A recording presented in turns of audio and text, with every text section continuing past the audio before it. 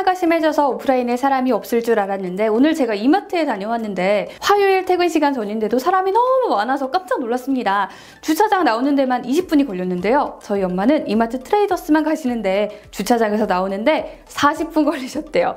제가 신지은의 경제백과 신지은 아니겠습니까? 자, 코로나가 심해져도 실적이 우상향일 것 같고 코로나가 좀 나아져도 실적이 우상향일 것 같은 그런 느낌이 들어서 이마트를 다음 콘텐츠로 해봐야겠다. 이런 촉이 오더라고요. 자, 주가를 바로 확인해보니 15만원 선, 3년 최고가에선 반토막인 상태. 오늘은 이마트의 과거와 현재, 미래는 어떨지 예측해보는 시간. 생각대로 현 시점 최고의 투자처가 과연 맞는지 같이 고민해보면 좋을 것 같습니다. 우선 이마트 에브리데이, 이마트24, 이마트 트레이더스, 노브랜드 등등 이마트 타이틀 달고 있는 매장들이 진짜 많잖아요. 그게 유통, 식음료, 건설과 IT, 호텔, 리조트, 해외 사업까지 정리해볼 수 있겠습니다. 우리가 이용하는 관점에서 보면 첫 번째는 메인 유통, 우리가 가는 그 이마트랑 창고형 매장 이마트 트레이더스고요. 두 번째, 전문점들이 있죠. 가전 매장 일렉트로마트, 반려동물샵, 몰리스 펫샵, 노브랜드 등등이 있고요. 자, 온라인 ssg.com, 편의점 이마트24, 슈퍼마켓 이마트 에브리데이, 스타필드 운영하는 프라퍼티, 오프라인 조선호텔, 커피 마시는 스타벅스 등등을 갖고 있습니다. 이마트는 1993년 창동에 1호점을 시작으로 마트하면 이마트를 떠올리게 할 만큼 승승장구하던 곳입니다. 2000년 10조 6천억 규모였던 대형마트 시장 규모는 2003년 19조 2천억까지 급상승하면서 이때 처음으로 백화점 시장 규모를 뛰어넘었었죠. 2008년에는 30조 원을 돌파했고요. 이때까지만 해도 매장을 내기만 하면 무조건 매출이 늘었던 때입니다. 이마트, 롯데마트, 홈플러스가 서로서로 누가 더 매장 많이 내나 내기라도 하는 것처럼 경쟁적으로 매장을 지었던 배경이기도 하죠. 지금은 상상이 잘 안 가지만요. 2011년과 12년에는 합해서 10개가 넘는 신규 점포를 내던 시절도 있었습니다. 주가도 2011년까지는 고공행진을 했죠. 무려 10년 전 지금의 2배가 넘는 주가를 이미 달성했었으니까요. 2010년대 들어 악재가 생기는데요. 첫 번째 악재가 정부분들께서 잘 나가던 마트에 브레이크를 걸었던 겁니다. 유통산업발전법이라는 게 여러 차례 개정이 되면서 주로 격주 일요일에 쉬어라, 시장 인근에는 출점하지 마라 등등 영업에 직접 영향을 미치게 됩니다. 당장 출점 제한이 생기면서 마트 출점 수는 점점 줄어들게 됐죠. 여기에 인터넷 때문에 이미 스물스물 생필품 구매 패턴이 변화하고 있던 찰나에 메르스가 불을 붙입니다.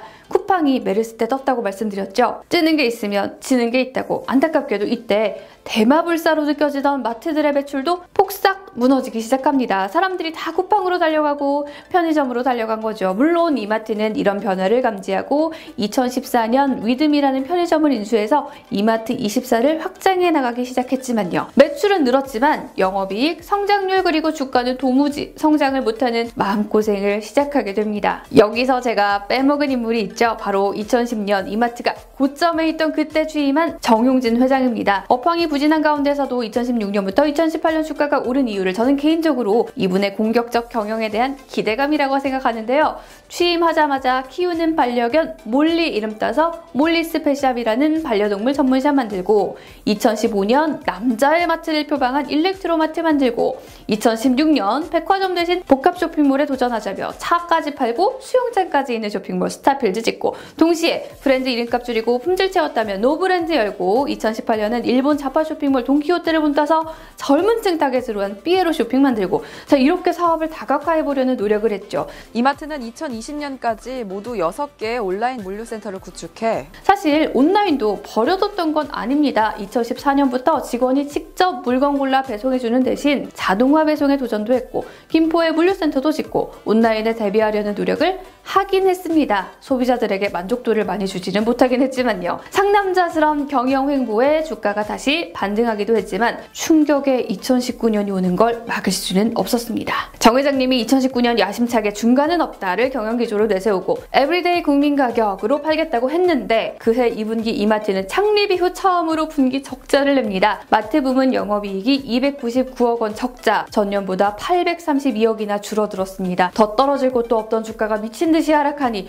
이때 우리의 정용진 회장님 충격받으셔서 사자에 240억 털어서 14만 주 사시고 회사 차원에서도 자사주를 1000억 원 규모 90만 20만 주나 사들이셨다니 당혹감이 느껴지죠. 2015년부터 신선식품 새벽 배송을 준비해오고 있던 마켓컬리, 2017년부터 이마트의 바이를 고스란히 빼앗아간 쿠팡이 발톱을 드러내고 웃고 있었습니다. 안 되겠다 싶던 정 회장님은 베인앤컴퍼니 컨설턴트 출신 강희석 사장을 선임하고 쓱닷컴, 쓱배송, 쓱세권이란 단어를 내세우며 공격적으로 온라인 사업을 시작합니다. 그게 작년까지의 상황이었죠. 그렇게 2020년 좀 공격적으로 해보려나 싶으니 터진 코로나에 이마트는 잘 버티고 있을까? 그게 제일 궁금하죠? 2분기에는 타격을 받긴 받았습니다. 1분기 플러스였던 영업이익은 2분기 마이너스 474억으로 마이너스를 기록했기 때문이죠. 우리가 마트 안 가고 재난지원금으로 식당 가서 밥 사 먹고 동네 슈퍼 가고 한 것의 영향을 제대로 받았습니다. 찰스 다윈 선생님은 똑똑한 종이 아니라 변화에 빠른 종이 살아남는다고 하셨죠.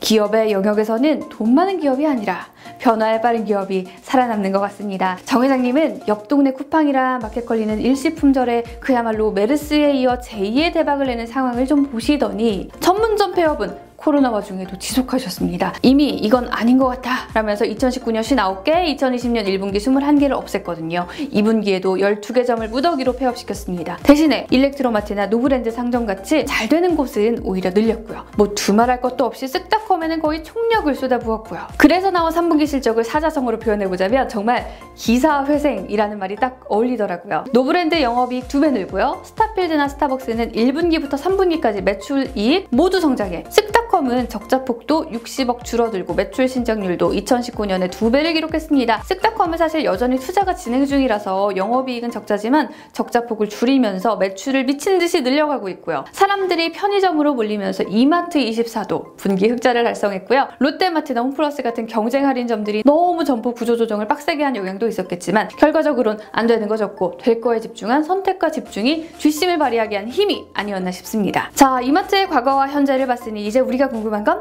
미래겠죠. 최근에 정 회장님이 이마트 광고에서 집밥 정선생의 면모를 뽐내셨더라고요. 산지에서 난 배추를 요리해서 드시더니 이걸 이마트 고객분들께도 드리겠다. 광고 모델까지 하며 강조하고 싶었던 바로 그것. 바로 식료품 시장을 잡겠다는 겁니다. 자, 이거랑 맥락을 같이 하는 뉴스가 있죠. 2018년 이후로 계속 먹는 거에 투자를 하고 계십니다. 미국 로컬 기업 굿푸드 홀딩스에 투자하고 뉴시즌즈 마켓에 투자하고 프리미엄 식료품 매장인 PK마켓을 미국에도 연다시고 최근에는 미국 농식품 스타트업에 투자했다는 뉴스가 떴는데요. 여기가 뭐 하는 데인가 봤더니 인공지능과 생물학 유전학을 무려 결합해서 농작물 재배를 효율적으로 해주는 회사더라고요. 그러면서 이마트 고객에게 지속 가능하고 건강한 식품을 제공하겠다는 의지다 라고 표현을 했거든요. 식품에 대한 강한 의지를 갖는 정 회장님이 뭔가 먹을 것 쪽으로 구상을 하고 계시는 것 같습니다. 이 부분에서 우리가 꼭 지켜봐야 할 것은 아마존과 월마트의 싸움 그리고 이마트의 벤치마킹입니다. 시총 1조 6천억짜리 아마존이 내민 도전장에 월마트가 내세워 화답한 게 역시 식품이거든요. 기존의 저가 전략 대신 신선을 무기로 삼았죠. 사실 신선식품만큼은 직접 보고 사려는 건 미국이나 한국이나 마찬가지잖아요. 월마트는 매장을 배송과 픽업의 거점으로 삼았습니다.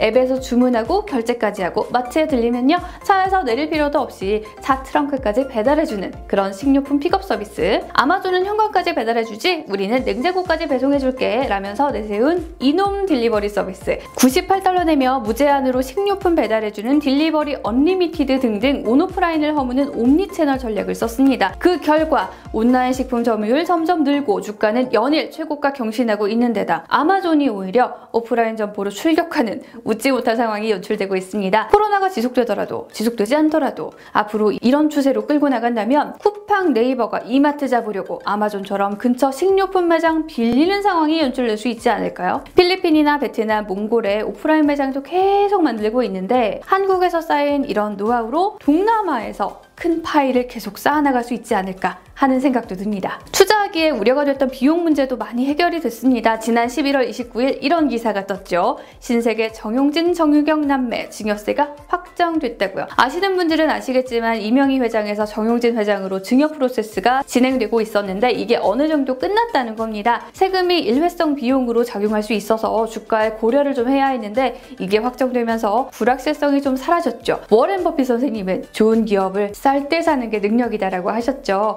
성장성을 나타내는 PER PBR, 안정성을 나타내는 PBR 밴드가 역대 최저라는 점, 한마디로 싸게 담을 수 있다는 점도 지금 이마트가 가진 매력 포인트 중 하나인 것 같습니다. 아유, 물론 산적한 이슈들이 많죠. 월마트를 따라간다는 건 희망사항인 거고, 경쟁 마트들이야 뭐 이미 체급 달고 있고, 마켓 관리까지는 단기적 위협이라 해도요, 쿠팡이나 네이버가 앞으로 돈을 얼마나 쏟아부을지, 얼마나 확장해 나갈지에 따라 이마트의 파이를 더 빼앗아갈 수도 있는 노릇이죠. 특히 손 선생님, 이번에 보스턴 다이내믹스에서 한 9천억 남기셨는데 이걸 혹시 쿠팡에 추가 투자할 수도 있잖아요. 아마존이 최근 11번가량 제휴 맺고 한국에 진출한다는 얘기가 들리기도 하고요. 단기적으로는 지금 코로나가 급증하고 있어서 사회적 거리두기 3단계 이야기에 재난지원금 또 전 국민에게 지급해야 한다 이야기 나오잖아요. 규모가 워낙 크다 보니 또다시 재난지원금이 풀린다면 2분기처럼 실적에 악영향을 줄 수도 있겠고요.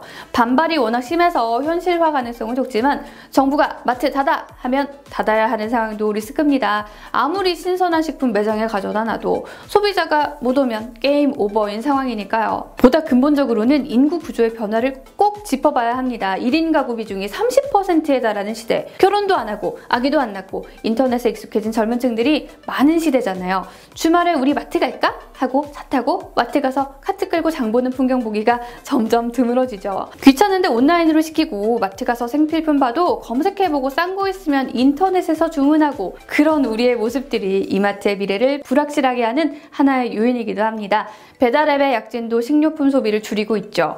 1인 가구는 마트 가서 요리해서 버리나 시켜 먹고 버리나, 시간이나 비용 측면에서 시켜 먹는 게 나아서 당장 저만 해도 오래 둬도 되는 참치, 스팸 이런 거만 잔뜩 있네요. 시간이 지나도 변하지 않는 것들이 있습니다. 오히려 요즘은 마트 가서 장 보는 시절이 그리워지기도 한데요. 월마트의 사례에서도 알 수 있듯 결국 중요한 건 온라인이냐 오프라인이냐가 아니라 온오프라인의 시너지가 아닐까 싶습니다.